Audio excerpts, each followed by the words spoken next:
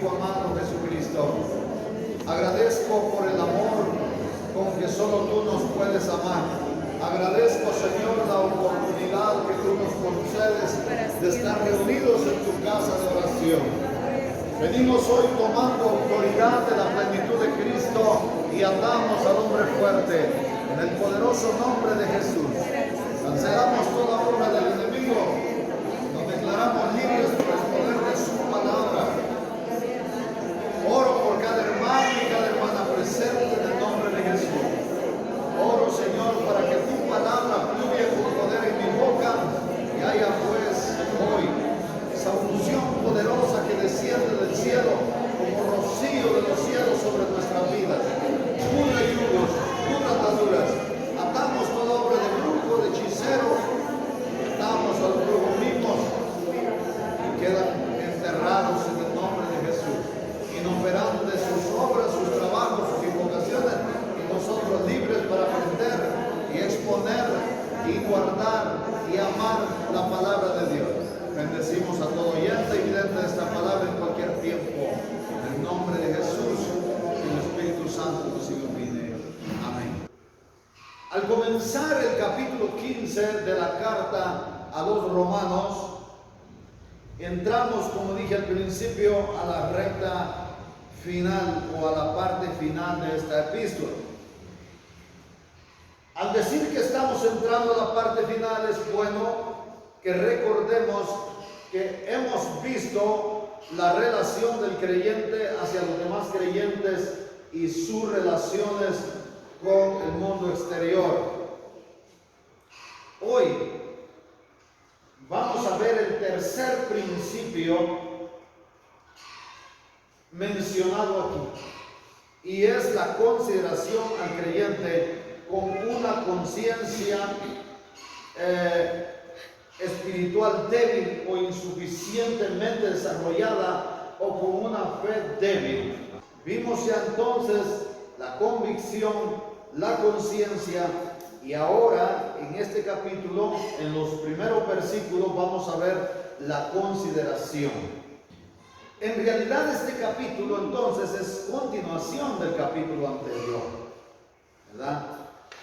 En los primeros 3 versículos aquí entonces vamos a ver la separación, y en los siguientes la unión o consolidación de los judíos con los no judíos o con los gentiles en un solo cuerpo para glorificar a Dios. Todos los judíos, no, un remanente, los que han decidido pues recibir a Cristo.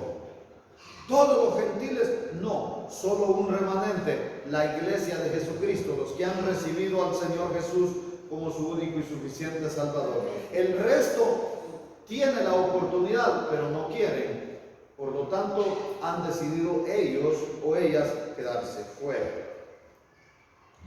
Luego, esto será en la próxima enseñanza, como estamos introduciéndonos en el capítulo 15, luego veremos el testimonio personal de Pablo como apóstol a los gentiles y a los romanos en particular.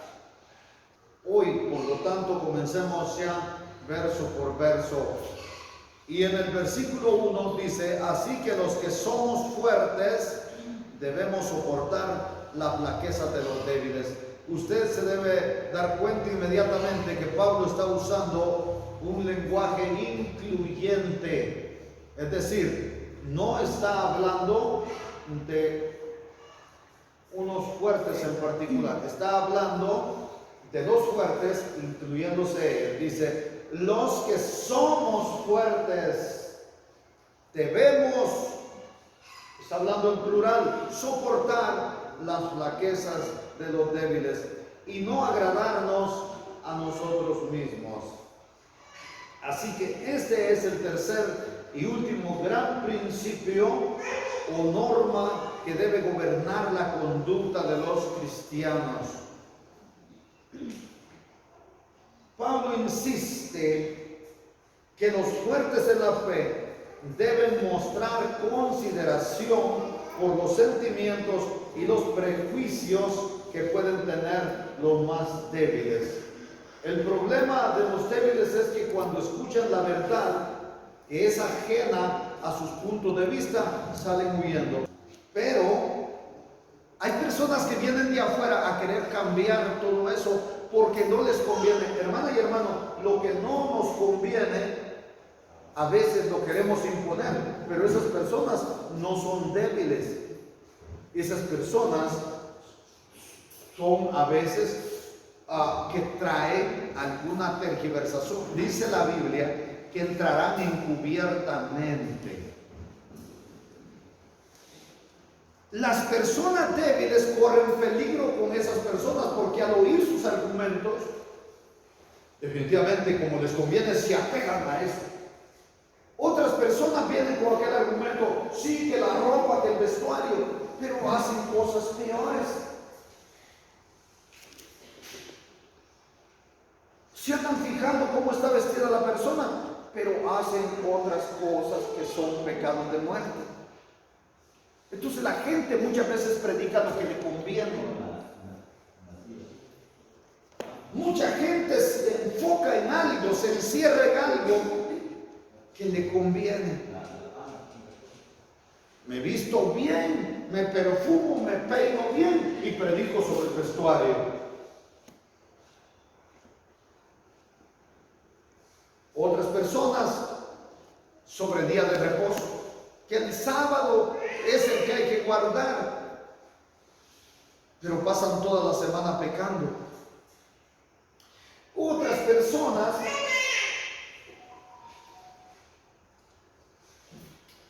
se fijan en lo que hace, en cómo habla otra persona, pero no lo suyo, porque ¿quién será aquel que puede entender sus propios errores?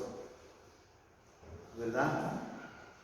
Hermana y hermano, aquí estamos precisamente hablando de la debilidad de esas personas, pero esas personas deben querer cambiar, no deben querer cambiarnos. No podemos permitirle a las personas que vengan a cambiarnos a nosotros, que porque la persona se pone Cupido, no va a pretender que nosotros todos andemos hasta los árboles con Cupido. ¿Cómo vamos a pretender hacer vestir a todos igual todo el tiempo para venir al culto? ¿Y dónde está la ropa? Pues la persona puede tener para usar zapatillas pues de charol, zapatos de marca, ropa de marca toda la vida, pero y el resto de la gente tiene que vestirse como Dios le ayude, ¿no? Eso no podemos imponer eso como una doctrina. Sobre todas las cosas guardadas, hijo mío, dice la palabra. Exactamente. Engañoso es el corazón más que todas las cosas. ¿Quién lo conocerá? Jehová, que escudriña la mente y prueba los corazones para dar a cada uno según sea sus obras. Así es. Entonces, hermana y hermano, sobre todo, guarde su corazón y mire cuáles son sus obras. Cuando usted vea a otra persona en debilidad, sopórtele y ayúdele. No podemos tomar tampoco como personas débiles a las personas tercas. Yo estuve en una sesión precisamente una vez con un par de diáconos y querían imponer su voluntad y habían hecho su propia reunión y esto se va a hacer y punto. Y le dije, no, la Biblia aquí dice lo siguiente. No, pero es que esto, pero es que la Biblia dice, sí, a nosotros no nos importa, pero lo que se va a hacer es esto. Y les dije, impresionante. ¿No les importa lo que la Biblia dice? ¿Quieren que sea su voluntad? Pues no, chiquito, fuera de aquí. No. Y los corrí. Si tienen razón, según la Biblia, claro que tengo que oírlos porque la palabra es la que nos rige a nosotros, ¿o no es cierto? Pero a pura ley querían que se hiciera. No, les dije, discúlpenme, pero si la Biblia prohíbe lo que estamos diciendo que se haga, no lo voy a hacer. Hay gente que cuesta convencerla, están viendo la palabra, pero saben, ese es el sentir hoy día de todo el mundo. La Biblia dice, sí, pero ¿qué diga? Ese es el sentir hoy día. Eso es lo que están sembrando el mundo. Todos andan ahí pensando, ay, que mire lo que están haciendo con nuestro país. Qué tristeza me da. ¿Cuál tristeza? ¿Qué país? Si todo el mundo está hecho pedazos y han preparado toda una plataforma para la unificación del mundo. ¿Ustedes creen que lo que está haciendo Ortega, él lo está haciendo porque quiere? ¿Ustedes creen que lo que está haciendo Bukele realmente lo está haciendo porque es fuerte? ¿Ustedes creen que lo que está haciendo la de Honduras es porque es fuerte? ¿Ustedes creen que lo que está haciendo el presidente de Estados Unidos es porque él lo ha decidido? ¿Ustedes creen que todo el despelote que hizo Yamatei lo hizo porque él lo quería hacer? Esos son acuerdos internacionales. Vayan y hagan despelote, hagan cortinas de humo en sus países para que no se den cuenta que estamos montando la plataforma del gobierno internacional mundial. ¿Ustedes creen que realmente la gente eligió al hijo de Arévalo Bermejo? ¿Ustedes creen que es una casualidad que la Sandra siempre vaya en segundo lugar y vaya a segunda vuelta? No es verdad. A ella le han dicho, vamos a meter a tus 3 hijas de diputadas, siempre vas a tener poder y quédate ahí tranquila. Pero eso sí, si aquel fallara y si hubieran problemas y vos te quedás, vas a seguir la regla. Los 2 que están ahorita fueron puestos ahí para que vayan a segunda vuelta.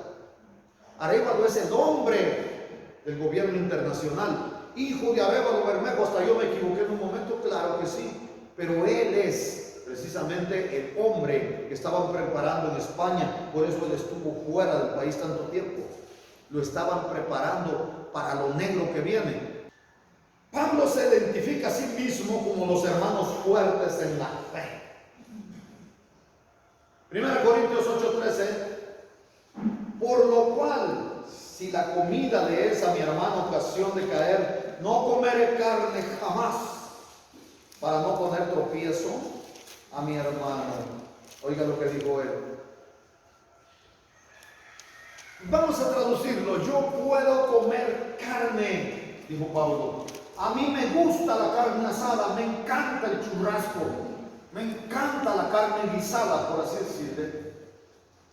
Pero no lo voy a comer si ofende a mi hermano. Bueno, ese no es un problema que hemos de decir ahí. El problema es que la gente no quiera perseverar. El problema es que la gente no quiera apartarse del pecado. El problema es que la gente no quiera santificarse. El problema es que la gente no quiera seguir las reglas de la palabra de Dios. Yo puedo comer carne, pero no lo voy a hacer jamás si esto ofende a mi hermano. Tanto así, 1 Corintios 10:24, ninguno busque su propio bien, sino el bien del otro. Eso es lo que tenemos que hacer. El bien de nuestros hermanos es lo que vamos a buscar. El bienestar. Eso es lo que vamos a buscar. Que usted esté bien. Que usted esté tranquila. Que usted esté tranquilo. Que usted venga a alabar a Dios sin reserva de nada, sin miedo de nada. Ay, mi hermana Teresita, ¿qué me va a decir si alabo? Nada le va a decir ella.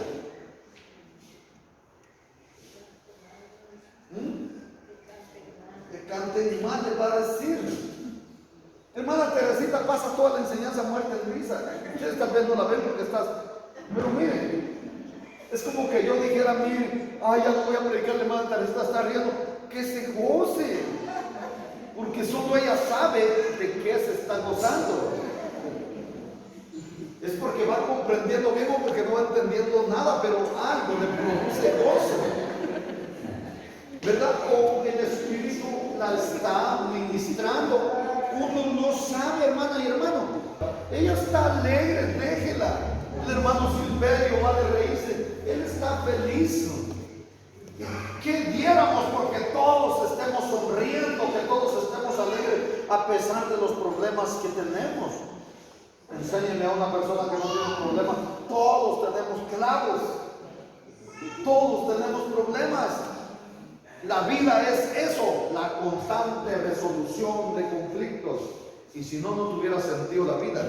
Y aún el cristiano, Jesús dijo, en el mundo tendréis aflicción, pero confiad, yo ya vencí al mundo.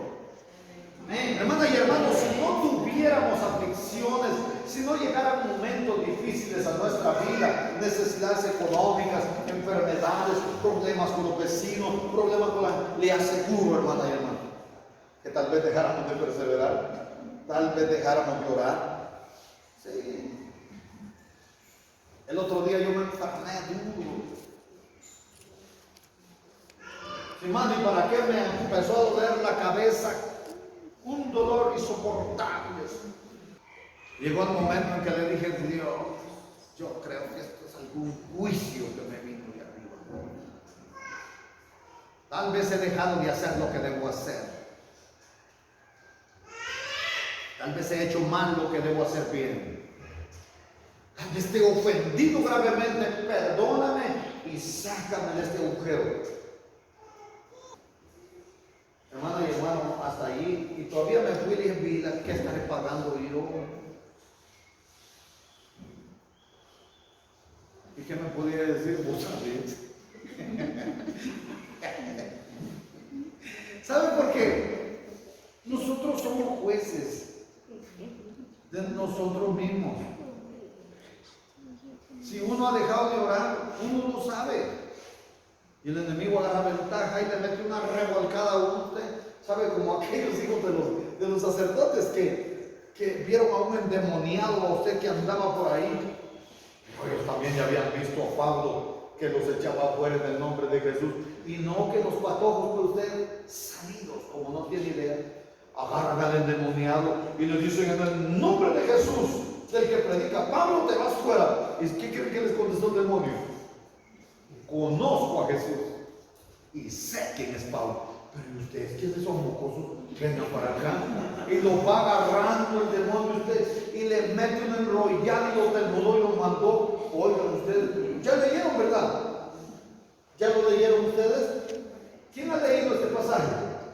Oiga, ¿qué decían ellos? Os conjuro por Jesús, el que predica Pablo. Pero respondieron el espíritu malo. A Jesús conozco y sé quién es Pablo, pero vosotros, ¿quién sois? Y el hombre que estaba endemoniado saltó sobre ellos y dominándolos pudo más que ellos, de tal manera que huyeron. Dice, de aquella casa desnudos y heridos. Y esto fue notorio. Todos los que habitaban en Éfeso, así los judíos como los griegos, tuvieron temor todos ellos. Y era magnífico el hombre, el nombre del Señor Jesús. Ya ven que de todo sale correcto, ¿verdad? Es del 13 al 20. Es del 19, 13 al 20. Volvemos entonces. Ninguno busque su propio bien, sino el del otro. Pablo nos exhorta a buscar el bien de los demás hasta el extremo de llevar las cargas de los demás. Gálatas 6:2. Sobrellevar los unos la carga de los otros y cumplir así la ley de Cristo. Oiga, ¿hasta dónde nos envía? Vamos al verso 2. Cada uno de vosotros agrade a su prójimo en lo que es bueno para edificación. Es decir, todo lo que es bueno para mi prójimo y pueda crecer en su fe, eso es lo que debo hacer, porque ese es el objetivo principal de toda la conducta cristiana.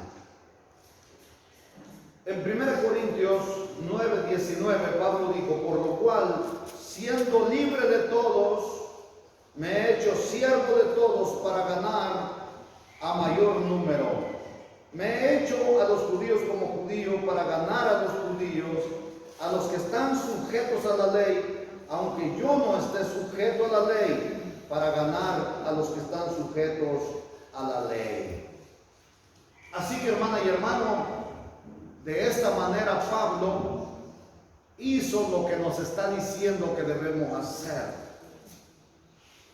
En el verso 3, porque ni aun Cristo se agradó a sí mismo, antes bien, como está escrito, los vituperios de los que te vituperaban cayeron sobre mí. Esta es una cita del Salmo 69 en el versículo 9. Todo el Salmo aparentemente se refiere a los sufrimientos de Jonás en el vientre del pez. Pareciera también tener algo que ver con los sufrimientos de Job, pero a la parte final usted va a encontrar que es sobre los sufrimientos de Cristo. Ellos en algo son figura de Cristo. Jonás estuvo 3 días y 3 noches en el vientre del pez. Jesús lo estaría 3 días, ¿verdad?, en el corazón de la tierra. Él mismo lo dijo. Vemos los sufrimientos y padecimientos de Job, ¿verdad? Las llagas de Job, y luego la Biblia nos habla acerca de Cristo y dice que por las llagas de Cristo nosotros fuimos curados. Entonces, el Salmo 69, en su versículo 9, dice así: porque me consumió el celo de tu casa, y los de los que te vituperaban cayeron sobre mí. Así que este salmo se refiere a algo imprecatorio. De hecho, así le llaman, un salmo imprecatorio, porque en él se expresan deseos de alguien hacia alguien de que sufra algo malo o un daño. Si es que se refiere a Cristo, eran los deseos del maligno que sufriese un daño, o de los que lo crucifican, o de los que lo insultaban, o de los que lo venden, o del que lo vendió, o del que lo compra, o del que lo pasa vituperando, de los principales, de los judíos que lo insultaban. Además, este es un gran salmo mesiánico, y Pablo aquí está en el verso 3 haciendo mención que Cristo nunca puso su propio interés o sus placeres en primer lugar que los deseos y las necesidades de los demás. Quiero hacer énfasis en esa palabra de los placeres. Lo que Jesús no tuvo fueron placeres pecaminosos. Pero ¿acaso no Jesús dijo una vez: cuánto he deseado comer con vosotros esta Pascua? Sintió placer al estar sentado a la mesa con sus discípulos. El comer trae placer. De hecho, es uno de los mejores placeres. Invíteme a almorzar ahora y va a ver. Con esta hambre que ando llevando, le digo a usted que voy a sentir tanto placer comer, aunque sea frijoles machacados con cebolla, ajo, culantro y salchichas. Esos son frijoles charros. Comer frijoles blancos con ajo nada más cocido, pero que se abran los frijoles. Con chile machacado con tomate, hierbabuena y cilantro, un buen fresco de limón. Vamos entonces a lo que dijo un comentarista bíblico. Él dice en su comentario que las escrituras no acostumbran nombrar a Cristo como ejemplo. Y él dice la razón: porque las personas no son salvas ni tampoco son santificadas por ejemplo. Y entonces, ¿cómo son santificadas o cómo son salvas? Pues mediante la gracia de Jesucristo. Así que Cristo nos es presentado como un ejemplo en relación a la gracia redentora de Dios. No olvidemos que llegamos a ser creyentes por medio de la fe en Jesucristo. Es así como llegamos entonces a la primera división de este capítulo 15 de la carta de los Romanos. Vamos entonces a la segunda división o al subtema o a la segunda sección, que es la unificación de los judíos con los gentiles. Me refiero a los que recibieron a Cristo como un solo cuerpo. Romanos 15:4. Porque las cosas que se escribieron antes para nuestra enseñanza se escribieron, a fin de que por la paciencia y la consolación de las Escrituras tengamos esperanza. Bueno, en el versículo anterior Pablo cita al Antiguo Testamento en el Salmo 69, versículo 9, ¿verdad? Y esto me impulsa a nombrar un principio que es aplicable a todo el Antiguo Testamento. Dicho en otras palabras, el Antiguo Testamento tiene aplicaciones bien definidas para los cristianos del día de hoy, para los creyentes. ¿Qué preguntas pudieran surgir? Nunca pensé que el Antiguo Testamento tuviera validez. Claro que sí, es la palabra de Dios que nunca deja de ser. Y la ley, Jesús dijo: yo no vine a abrogar la ley, sino a cumplirla. ¿Qué más dijo Jesús? No pasará ni una jota ni una tilde de toda la ley sin que se cumpla. Y entonces la ley sigue vigente, la ley de Dios sí. Entonces, ¿qué ley fue abrogada? Las leyes rituales del pueblo de Israel. Nunca me imaginé, dirá usted, en el Antiguo Testamento pues hubiera tanto significado para los cristianos del día de hoy. Sí lo hay. O nunca pude entender, o nunca pensé que en el Antiguo Testamento se hablara tanto acerca de Cristo, ya que en ese Salmo 69 se habla inclusive de los sufrimientos de Cristo. Así es. Tanto así que Jesús, pues a través del salmista, está hablando de que estaría ahí en el Seol y que Dios lo sacaría, no lo dejaría ahí en tormento. Pablo dice que aquellas cosas fueron escritas en el Antiguo Testamento o en el pasado para nuestra enseñanza. Así que lo que el hombre de hoy debe hacer, hablo de los cristianos, estudiar la palabra de Dios, porque Jesús dijo: os parece que en ellas encontraréis la vida eterna. Dios quiere que conozcamos su palabra, porque el flagelo más grande que hay hoy día es el desconocimiento de la palabra de Dios. ¿En quién? ¿En el mundo? Tal vez, pero en la iglesia es lo peor. El conocimiento de la palabra de Dios debe ser nuestra prioridad. Pablo, refiriéndose a los acontecimientos históricos del Antiguo Testamento, habla en el capítulo 10 de 1 Corintios, su versículo 11. Estas cosas les acontecieron como ejemplo y están escritas para amonestarnos a nosotros, a quienes han alcanzado los fines de los siglos. Así que toda la Biblia, toda la palabra de Dios es para nuestra enseñanza, porque así está escrito, que la palabra de Dios toda es útil para enseñarnos, para redarguirnos, para corregirnos, para instruirnos en fe, ¿verdad? Para traer a nuestra vida consuelo, paciencia, esperanza. Es aquí donde lo encontramos en la palabra de Dios. Vamos al verso 5. Pero el Dios de la paciencia y de la consolación os dé entre vosotros un mismo sentir según Cristo. Si usted se da cuenta aquí, en este versículo pareciera que él estaba él estaba instruyendo y de pronto hace como una pequeña oración.